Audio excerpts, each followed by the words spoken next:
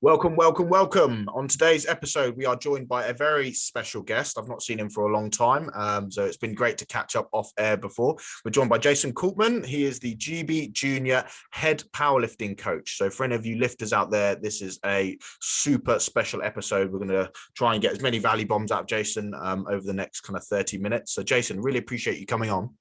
Thanks for having me, man. Let's do a quick 5 minutes. How did you get to where you are today? How did you end up becoming GB Junior head S&C coach? So basically come out of university, finished there, went straight into a strength and conditioning internship, started working as a personal trainer, just getting practical experience, hands-on coaching after my degree. Then decided that I wanted to go into personal training as a kind of career. Left, that was in Nottingham at the time, left Nottingham, came back to London. I think like we spoke about a bit before, working in a commercial gym, getting paid, not getting paid as well as you could be if you were self-employed. I kind of made the decision to come back to London and go self-employed. So I started working in a commercial gym in Clapham. I was just a self-employed personal trainer, paid rent at the gym, and kind of just learnt the ropes there for 3 or 4 years. I was there, and it just so happened that I came across the GB head powerlifting coach at the time. So I was kind of looking, I was backward and forwards between my training, wasn't playing rugby anymore after kind of 13 years of playing consistently. I was at a bit of a loss. So I was just training, started to dabble in a little bit of strongman. I really wanted to compete in something, because just lifting weights for the fun of it, I mean, it was fun, but I like that competitive kind of side of it. Definitely. And then this guy, Lawrence, said to me, he saw me doing strongman and just said, why don't you try a powerlifting competition? So, well, what the hell, why not? So I think 2015 was my first 2 powerlifting competitions. And then actually, I really enjoyed it. I was quite good at it. Got into or qualified for the British Championships straight away, and that kind of started my journey into powerlifting. Actually, something that we didn't mention or speak about was my injury. So I actually ended up picking up a fairly significant injury at the end of 2016, which kept me out for quite a long time.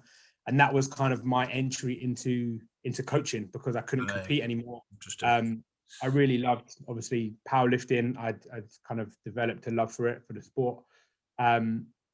And I was just thinking, how can I still be involved with the sport now that I can't compete? So I said to my coach, I said to Lawrence, I said, if there's anything I can do to kind of help out or be involved, then I want to help out. So then I ended up going to all of the competitions with him and his clients and his athletes, just basically learning what competition and game day coaching was about, which is obviously different to just coaching people in the gym. Naturally, people started to gravitate towards me for more strength training and powerlifting, and that's how it kind of grew. And then I think end of 2018, I think it was, he stepped down, and then the junior head coach stepped down at the same time, and that kind of opened up the door for applications to the jobs. So I applied for the head junior GB coach role. And then that's how it was kind of born, I guess. Wow. And the injury, I didn't realize about the injury. What did you have? What happened? Yeah. So I injured it turned out to my back, my lower back. So it's L4, L5, L5S1. Yeah. So yeah, I was literally, I got back from Australia. Now I think about it, some of the stuff that I did back then, nutty. It makes sense why I got injured, to be fair. But I'd just got back from a month and a half of being on holiday in Australia. Did some training, definitely wasn't as consistent as I normally would have been. And then I got back and I had 6 weeks to prep for a competition for a British Championships that I was going to do. It was an equipped championships that I was going to do unequipped without kit. And then it got up to kind of the week before I was set to compete. I was doing some heavy doubles, and then I just got some kind of tightness in my lower back. Felt like my glute at the time. Didn't really think anything of it. By the time I'd finished my session, and then so I was training, I was in the middle of transitioning gyms. So I finished the session at the new gym I was going to. hopped on the tube to go back to work to have my clients at the old gym where I was. By the time I got to work, I couldn't bend over. I was literally just completely, can I swear? Yeah. So what? So the disc had pushed onto the nerve, and I guess it was just. It wasn't a massive protrusion. So like I had MRI and stuff like that, and it was still kind of bright white, which shows it's well hydrated and everything else. So it wasn't like a massive disc herniation. And obviously playing rugby for so many years as well, that could have been there for a long time. But I just had a problem that nobody could really kind of figure out for a couple of years, to be fair. And actually, the guy that really helped me the most was, I think he was on your podcast a few weeks ago, Mark. Oh, Hoken. Yes, yeah. So I'm still working with him in a minute, and he's the guy that kind of really highlighted so much stuff and has taught me a lot about myself. And it's kind of helped the way that I support and transform. So yeah, small world. But he's the guy that actually was the one to really help me out in the end. 100%. Okay, amazing. So I guess it's always, I say this as well, and I guess this is like, it's a nice segue, isn't it? When you're coming up as an athlete and you're driven and you're motivated, and I don't know what your situation was at that time, but like, it's from all your thing, like from all the injuries and all the mistakes that you make, it seems to be actually obviously where you make most of your learning. It's obviously, it's a sad way that it has to happen like that. But I guess the way I normally think about it is that someone like you who's been through that and has been to the top of their game, I guess you're actually the best person to be helping guide some of these young athletes now, because you've been there, you've done it, you've got the dents and the armor kind of thing. So I think it's yeah, definitely it's valuable. That obviously it's a shame it has to happen, but then also you have to take the positives from it, I guess, don't you, at the same time? Yeah, so. I think there's been a lot of positives. I got the opportunity to compete internationally. That was amazing. That's given me competition experience. I've now coached internationally, and I'm still coaching internationally, so that's great. And I'm not done with competing. The injury, I don't think, like, injuries don't define you, and I don't think that they kind of, well, obviously some are career ending, but this wasn't career ending, and I'm still driven to compete myself. Yeah. But I see it as a blessing, because I think the coaching that I do now, the approach that I have, that has all been born and kind of forged from all of my past experiences. 100%. So I'm kind of grateful for it. And like I said, I now know a lot more now. You can lift. It's not like I'm involved in, I say, sprinting or rugby that has maybe a shorter shelf life. Like there's masters categories. There was a guy, Tony Cliff, he's in his 40s, and he won last year or the year before now, the World Championships. And that's the prime kind of senior competition. So you can compete and lift weights well into your 40s, 50s, 60s, if you have kind of the right approach. So yeah, I mean, the injury was a blessing in disguise, really. 100%. And I guess as you get, and this is one of the things you kind of realize, Aristotle said this, and without going too much into Greek philosophy, it's this idea that, like, to really obviously truly understand something, you have to be an empiricist. You have to have done it, and you have to then have taught it. And I guess all it ever does is elevates your own consciousness around powerlifting, the ways to train, when to turn it on, when to turn it off, and I guess it's given you that next level of awareness around the sport, and it's obviously taken you to the place where you are now. So no, thank you for sharing that, mate. Really appreciate it. It's always good to know good to know how you got to where you are now. So basic philosophy wise, for anybody who's listening to this who's kind of wanting to get into powerlifting, or potentially people who have been doing it for a while, like what, or even, let's go with somebody who doesn't really understand it. Like, what is the basic philosophy of powerlifting? Well, I don't think there's a philosophy per se of powerlifting. It's the back squat, the bench press, and the deadlift. For people that don't understand, a lot of people, I say I do powerlifting, and they say, so is that where you in Olympics? You throw the weights over your head? Obviously, there's a difference between powerlifting and weightlifting. They're named the wrong way round, but powerlifting is essentially powerlifting, or Olympic lifting is more powerful or power based, isn't it? But yeah, the back squat, bench press, and the deadlift, and the sole aim is to lift as much weight as you can. You get a total out of the three lifts, so the heaviest lift in the squat, the bench, and the deadlift. You add that up, and then the guy or girl that lifts the most amount of weight combined is the winner. In terms of philosophy, what do you mean around the philosophy of powerlifting? Yeah, so like, because obviously I have lots of different people who come on, and they all come from different sports. And so, like, when we obviously, the main aim of powerlifting, obviously, to lift the maximum weight possible, right? So give us a bit of a delve into like what does that consider? Like, how do they train? Like, how do powerlifters train, for example? Um, there's a lot of different ways that they train, and I guess I can only speak for myself, This is what, yeah, and exactly, yeah. what I do. I wouldn't necessarily say that I have. Well, my philosophy would be longevity. If I was to put it into a nutshell, my overreaching philosophy is longevity, training to kind of, or creating habits for long-term success. And I guess that's kind of been born from all of my past experiences. So it's obviously been developed over a number of years through the injuries that I've had. I've realized and I've learned that pushing as hard as you can, lifting as hard as you can all of the time isn't the way to go. It's just unsustainable. So you can get fast, you can get strong fast by lifting heavy, going at it really hard, but it's very unlikely that you're going to be able to maintain that for a long period. Comes with a price to pay, right? I guess there's a debt to pay, isn't there?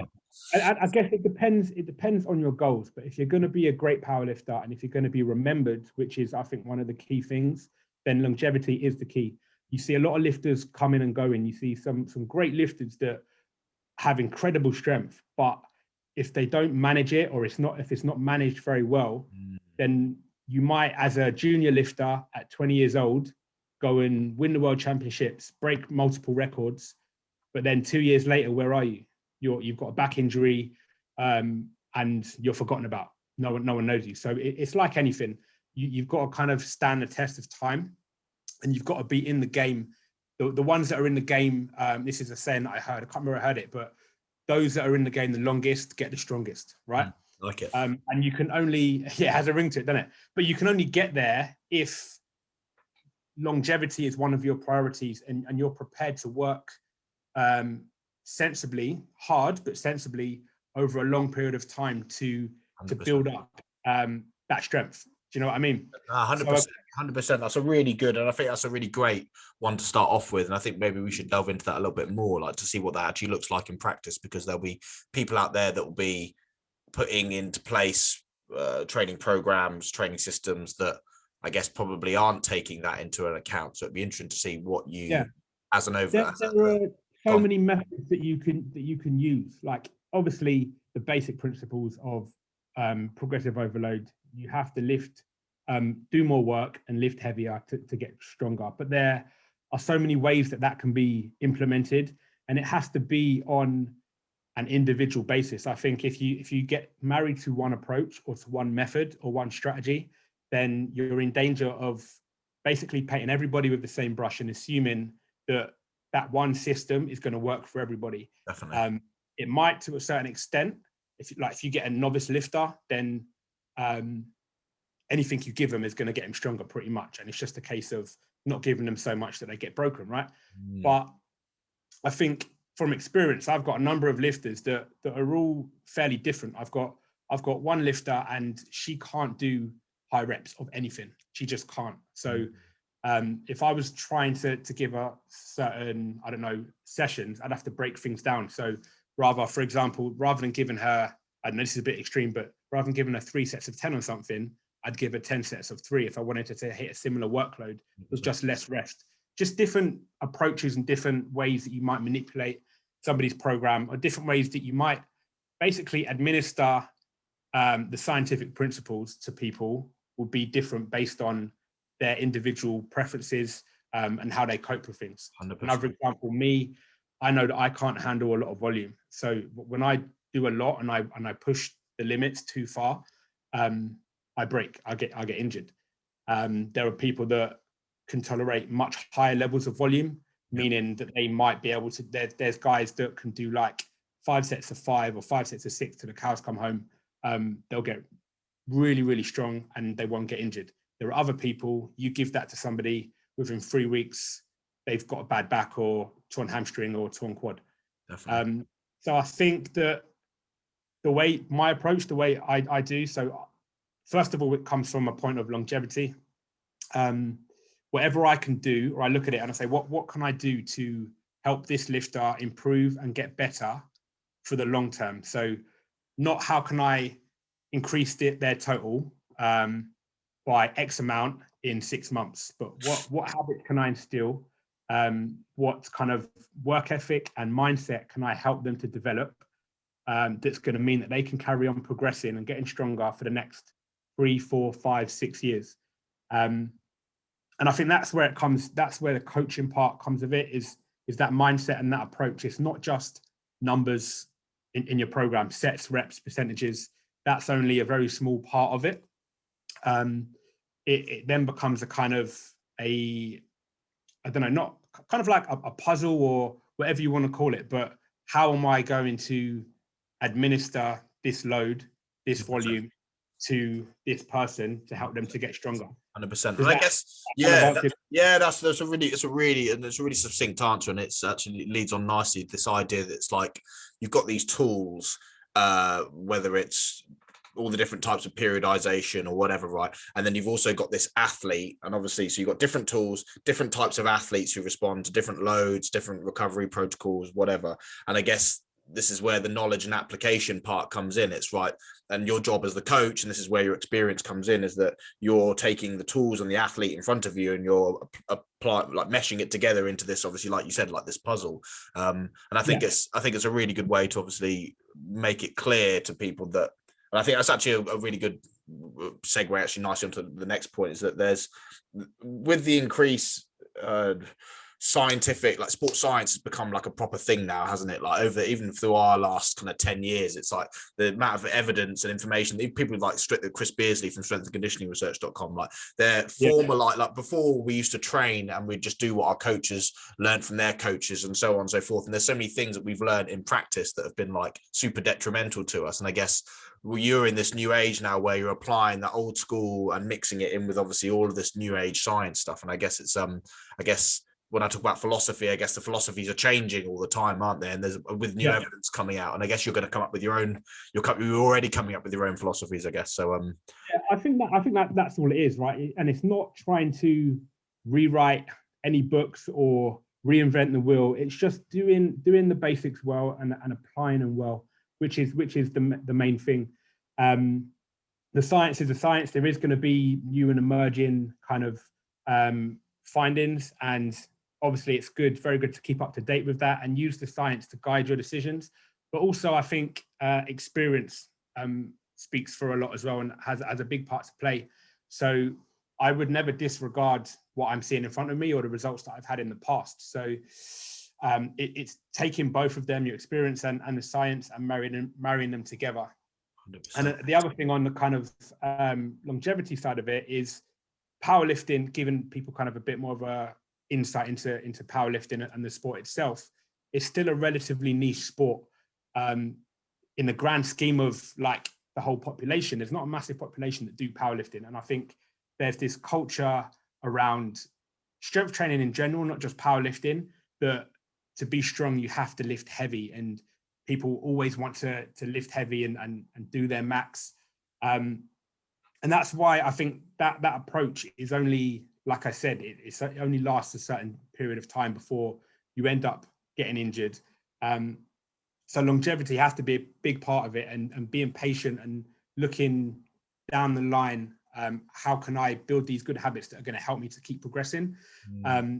Because otherwise you can get strong quick, but are you willing to screw up your body in 5 years worth of training for the next, I don't know, rest of your life kind of thing? Which is why I'm so kind of passionate about strength training and powerlifting, because I think lifting weights, doing that type of work can and should be done for like most of your life, really. There's multiple benefits outside the world of performance from strength training.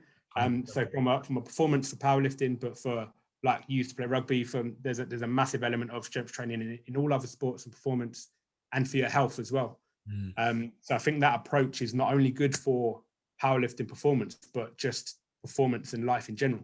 100%. And I guess this is where you move away from the sport and you're moving into things like more into the metaphysical realm, like the transfer of lifting heavy things and how the positive impact it can have on giving structure to a young person who's had a potentially troubled upbringing, or and giving them a chance to see that they can progress, or somebody who's never lifted weights before, this ability that like you can see how much you improve when you come in into your training sessions or with your strength program. So then how that knocks onto other areas of their life, like what other doors does it unlock in terms of the fact that what you think you're actually capable of, I guess. And we see that on a really, because obviously as humans we live in a physical body, right? And we see that on a physical level. And I think sometimes people need to see it. It needs to be proved to them. And I think maybe that's probably what you're tapping into a bit of there as well, isn't it? Yeah, it's massively like confidence and just belief in yourself. And like, let's face it, like there's a lot of the time there's always going to be someone stronger, and not everybody that I work with, or not everybody that starts strength training or powerlifting is going to be a world champion. And even smaller percentage of those actually even have an ambition of being a world champion.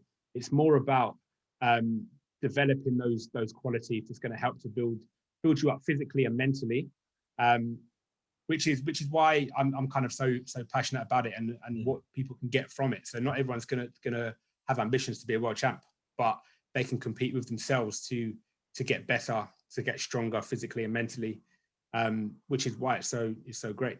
There seems to be a real movement on this, actually, a real positive impact in terms of obviously the growth in health and wellness globally, global growth in training, nutrition, and even now mindset, mental health is obviously on kind of moving into that space as well. And I guess it's about changing our outlook, and rather than being outcome driven, it's more about being process driven, I think, is obviously what you're really trying to instill in people. It's about, but like you said, about great habits, great processes, and really knowing what it is that you want to improve on. Yeah, you can be a world champion, but then is that the be all and end all, or are there other things that this can obviously be potentially giving to you as a human being? So no, really appreciate that, man. I don't want to go too much. I don't want to get I don't want to get too far left field, but no, that's awesome.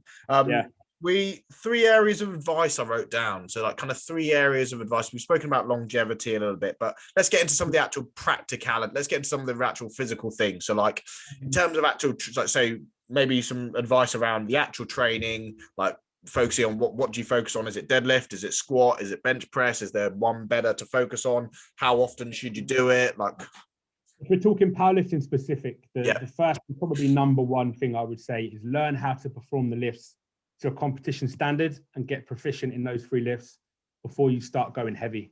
So I don't know if people know, but there are specific rules around the way that the lifts are performed in powerlifting. There are a number of different federations, and different federations have slightly different rules. But basically, you want to learn how to perform whatever federation you're competing in. Know the rules first off, like number one for any sport. But then you want to learn how to perform those lifts to the competition standard and hit those requirements, because without that, you're not going to be able to compete. So, for example, one of the biggest ones is hitting depth in the squat. The crease at your hip has to be below the top surface of the knee, pretty much breaking parallel. So that's a requirement for the sport. If you spend all of your time training and squatting high, then you're going to get to competition, you're going to get 3 white lights, and you're not going to get a total. So you're going to fall at the first hurdle. So first thing I would say is learn how to perform the competition lifts to that standard. 100%. The second thing I would say is learn the techniques, learn the fundamentals, the basic fundamentals of each of the lifts, and then learn how to apply that to you. So you can actually get big increases in the amount of weight you can lift without actually increasing the amount of force you can produce at the muscle or with the muscles, just by improving your efficiency. And that's when we talk about technique. So it's a lot to do with biomechanics, the movement patterns that you adopt, and the strategies that you adopt to perform the lift. Trying to improve and develop your technique right from the offset would be one of the number one things that I would say. So it's going to help you to be more efficient. It's most likely going to help you to reduce your likelihood of injury. So yeah, working on your technique, figuring out what positions are best for you, and your anthropometry or your limb lengths. That would be number one. And to go a little bit further with that, in terms of how you would program that, I would always say start with lower reps on the main lifts so that you can have a chance to practice them more. So rather than 3 sets of 10, for example, which is kind of the standard most people would do, start with something like 4 or 5 sets of 3. So you've got a lower number of reps and you've got more opportunity to practice that movement pattern with more sets. And then you would do your hypertrophy work on, I don't know, split squats or leg presses or whatever it might be to actually get your volume in. But if you start trying to practice those movements with high rep sets, fatigue's going to set in pretty quickly, your technique's going to break down, and you're not going to get the benefits out of trying to practice and learn technique. 100%.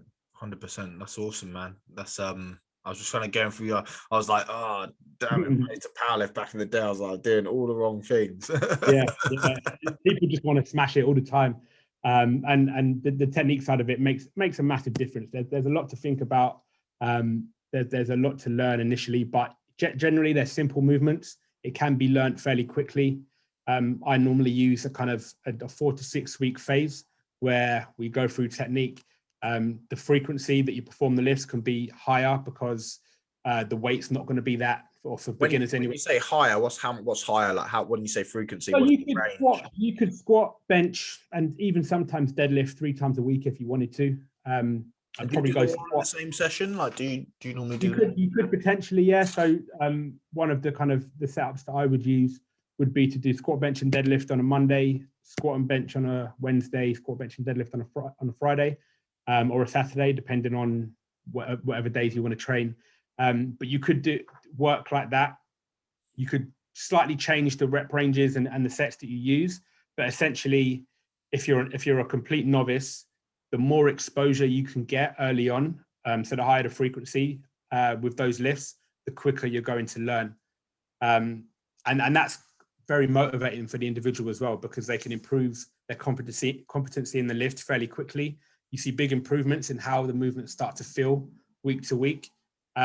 Within 4 to 6 weeks, you've got a really good grasp on what you're trying to achieve, and how to perform the movement, and then you can build on that afterwards. And I mean, technique is something that you're going to be working on for months, even years. Like you always go through this refining process, and you stumble across things that, like I've done it before. One day you'll be squatting with your hands around the bar. You might try something slightly different. For example, maybe putting your thumbs over the bar and think, oh shit, that feels 10 times better. They're the kind of like micro changes that you might stumble across the more you squat. But initially, it's just trying to groove that pattern and get the basic fundamentals down. And that's one of the basic starting points, I would say, for anyone trying to start powerlifting. 100%. Awesome. And going forwards for you, like what does the future kind of hold in terms of, I guess, like you looking to set up your own, obviously you've got your own system and obviously you've got your own athletes, etc. now. So what's the next steps for you really? Just improving my knowledge. So I'm still learning. I'm building my brand. So I'm still loving the one-to-one coaching. I also have an online kind of side to my business as well, which kind of developed just out of a, I guess, demand for powerlifting originally, where people were contacting me that either can't get to the gym or can't afford or don't want to pay for one-to-one coaching, or it's not practical for them to travel. So I've got my online coaching side of it, my one-to-ones. I've done a few workshops in the past, and definitely in the future, I'll be looking to do more group workshops and seminars around powerlifting and also just strength training in general. And at the minute, that's the kind of the goal, and who knows where it will end up. Yeah, 100%. Jason, I'm not going to take too much more of your time, but if people want to find out more about you, obviously you mentioned your online coaching. So where's the best place to get hold of you? Just in Instagram, mainly Instagram or Facebook. So I am Jason Coultman _ strength coach on both of those handles. I have a website, and shamefully I have to update it because I haven't really touched it since the day it was made, to be fair, but that's www.jasoncoultman.com. Yeah, definitely We'll stick a link in the description below. Jason, we'll wrap up there. Really appreciate you coming on. Guys, if you've got any questions for Jason, leave them in the comment section below. Obviously on Instagram or YouTube. We'll try and get Jason back on at some point. There's a few other topics I really want to delve into. It's been super insightful and plenty of value in there for you guys. So hit the like button and also hit the notification bell going forwards. So when we release more cool content, then you'll be the first to get it. But Jason, really appreciate you coming on, mate. Cheers, mate. Thanks for Take having care. me. Speak to you soon. Nice one.